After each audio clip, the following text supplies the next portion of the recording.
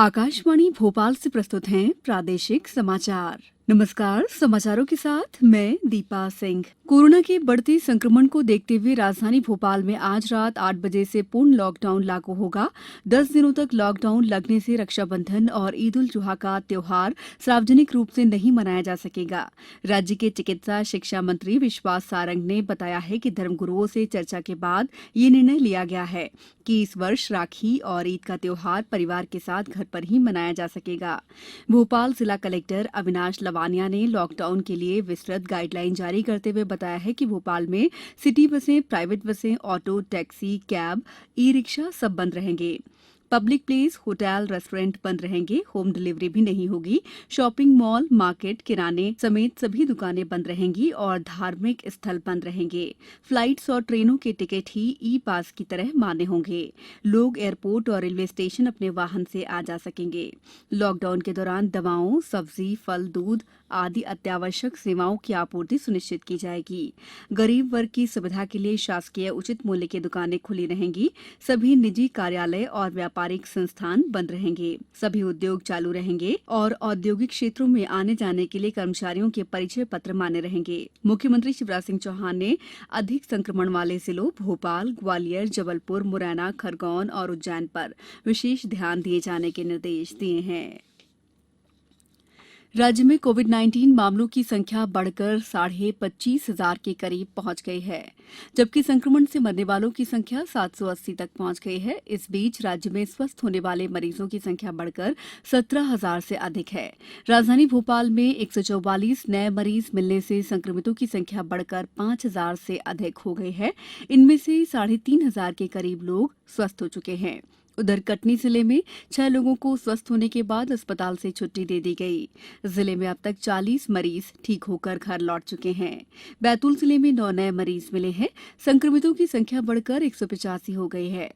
वहीं मुरैना जिले में कल 41 नए मरीज मिले हैं। उज्जैन में कल 24 नए मरीज मिलने से कोरोना संक्रमित 1,080 हो गए हैं। वहीं शहर में सोशल डिस्टेंसिंग का पालन नहीं करने और मास्क नहीं पहनने पर 263 व्यक्तियों से 28,400 रुपए का स्पॉट फाइन वसूला गया है। केंद्र सरकार ने सुरक्षा कारणों से भारतीय सीमा से लगे देशों से सरकारी खरीद पर प्रतिबंध लगा दिया है। वित्त मंत्रालय के व्यय विभाग ने एक विस्तृत आदेश में कहा है कि सरकार ने खरीद पर पाबंदी लगाने के लिए सामान्य वित्तीय नियम 2017 में संशोधन किया है। आदेश के अनुसार भारत की सीमा से लगे देशों की कंपनियां सक्षम प्राधिकरण से पंजीकृत होने पर ही वस्तुओं, परामर्श और गैर परामर्श सेवा या परियोजना कार्यों की सरकारी खरीद और नीलामी प्रक्रिया में शामिल हो सकेंगी।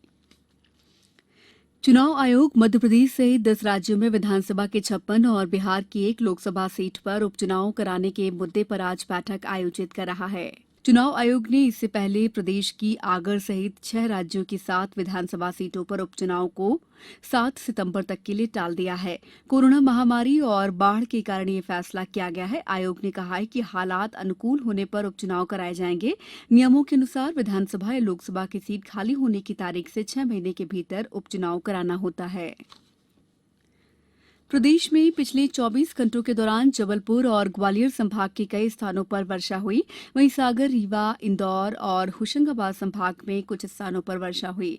मौसम केंद्र ने आज जबलपुर, होशंगाबाद, इंदौर, उज्जैन संभागों के कई जिलों के अलावा गुना, अशोकनगर, मुरैना और श्योपुर कला जिले के अनेक स्थानों पर वर्षा होने का अनुमान जताया है। साथ ही शहडोल, उमरिया, डिंडौरी सहित 15 जिलों में कहीं कहीं भारी वर्षा होने की चेतावनी भी दी है। अब कुछ समाचार संक्षेप में। टीकमगढ़ जिले में नगर पालिका के 27 वार्डों के लिए आरक्षण प्रक्रिया कल सुबह 11 बजे से शुरू होगी। इस प्रक्रिया में कोविड-19 के नियमों का पालन करने के निर्देश दिए गए हैं। शिवपुरी में स्वच्छ भारत अभियान के तहत शासकीय हायर सेकेंडरी स्कूल में एनसीसी कैडेट्स द्वारा वृक्षारोपण कार्यक्रम आयोजित किया गया।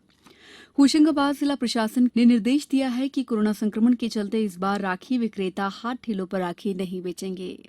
इस बुलेटिन में बस इतना ही। घर में रहिए, सुरक्षित रहिए और सुनते रहिए आकाशवाणी। नमस्कार।